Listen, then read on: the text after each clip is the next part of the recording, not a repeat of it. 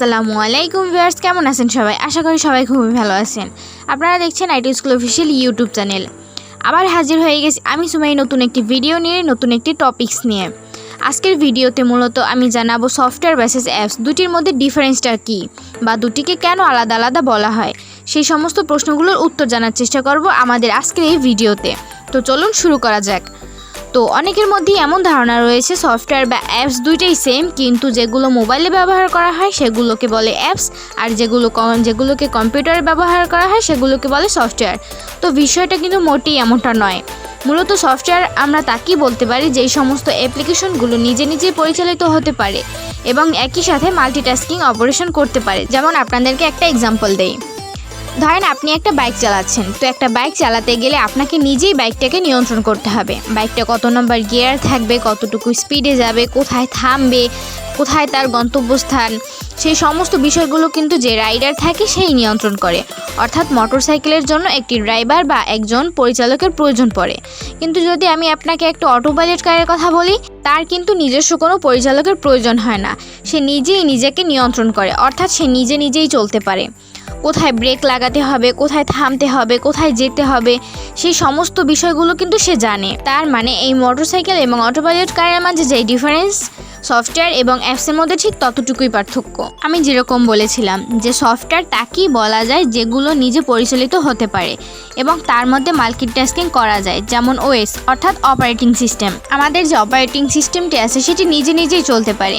যখন আমরা কম্পিউটারে অন করি, সেটাকে চালানোর জন্য কি ডিরেকশন দিতে হয়? সে কিন্তু নিজে নিজেই চলতে থাকে এবং তার মধ্যে মাল্টিটাস্কিংয়ের জন্য আরও বিভিন্ন ধরনের সফটওয়্যার ইনস্টল করা যায় এবং সেই সমস্ত সফটওয়্যারগুলো দিয়ে সেই মাল্টিটাস্কিং করতে পারে, একই সাথে একাধিক কাজ করতে পারে। তাহলে আমরা এখন অপারেটিং সিস্টেমকে সফটওয়্যার বলতে পারি। আবার আরেকটা এক্সাম্পল দিলে, যেমন অ্যান্টিভাইরাস কি? আমরা কম্পিউটার অন করার পরে আমাদের অ্যান্টিভাইরাসকে কিন্তু কোনো নতুন করে কাজে লাগাতে হয় না, সে অটোমেটিক তার কাজে লেগে যায়, সার্বক্ষণিক মনিটরিংয়ে থাকে কোথাও ভাইরাস আছে কিনা। সে তার কাজগুলো কিন্তু নিজে নিজেই করতে থাকে। তো যেই সমস্ত অ্যাপ্লিকেশনগুলো অটোমেটিক চলে এবং মাল্টিটাস্কিংয়ের সম্ভব হয়, সেই সমস্ত অ্যাপ্লিকেশনগুলোকে আমরা সফটওয়্যার বলবো। তাহলে অ্যাপস কাকে বলবো? যে সমস্ত অ্যাপ্লিকেশনগুলো নিজে নিজে কোনো অপারেটর ছাড়া চলতে পারে না, অর্থাৎ একজন অপারেটর দ্বারা নিয়ন্ত্রিত থাকে, তাকেই অ্যাপস বলবো। যেমন ফটোশপ কি করে? আপনি ফটোশপ অন করে রাখলে কাজ হবে কি? কাজ হবে না। এই ফটোশপটাকে আপনাকে পরিচালিত করতে হবে, আপনাকে এটার উপরে কাজ করতে হবে। আপনি যতক্ষণ কাজ করবেন এটা ঠিক ততক্ষণ কাজ হবে। যখন আপনি কাজ করবেন না তখন ওর কাজ বন্ধ করে দিবে। তাহলে এটাকে আমরা অ্যাপস বলতে পারি। তো আমরা এটা বুঝতে পারলাম যে কম্পিউটারে থাকলেই সেটা সফটওয়্যার হয়ে যাবে আর ফোনে থাকলেই সেটা অ্যাপস হয়ে যাবে। এই ধারণাটা আমাদের সম্পূর্ণটাই ভুল ছিল।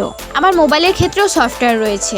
যেমন মোবাইলে অপারেটিং সিস্টেম কি? অ্যান্ড্রয়েড তো অটোমেটিক চলে। অ্যান্ড্রয়েডে যদি আপনি অ্যান্টিভাইরাস চালু করেন তো সেটাও কিন্তু সফটওয়্যারের মধ্যেই পড়ে, কারণ সেটাও অটোমেটিক কাজ করে। কিন্তু অন্য যে সমস্ত অ্যাপসগুলো রয়েছে সেগুলো যদি পরিচালক দ্বারা পরিচালিত হয়, সেই সমস্ত অ্যাপ্লিকেশনগুলোকে আমরা অ্যাপস বলতে পারি। তো এখন আমরা একটা সিদ্ধান্তে উপনীত হতে পারি যে প্রত্যেকটি সফটওয়্যারই অ্যাপস, কিন্তু প্রত্যেকটি অ্যাপস সফটওয়্যার না। কারণ সফটওয়্যার তো অটোমেটিক কাজ করতেই পারে, আবার চাইলে আমরা ম্যানুয়ালি নিজেরাও কাজ করতে পারি।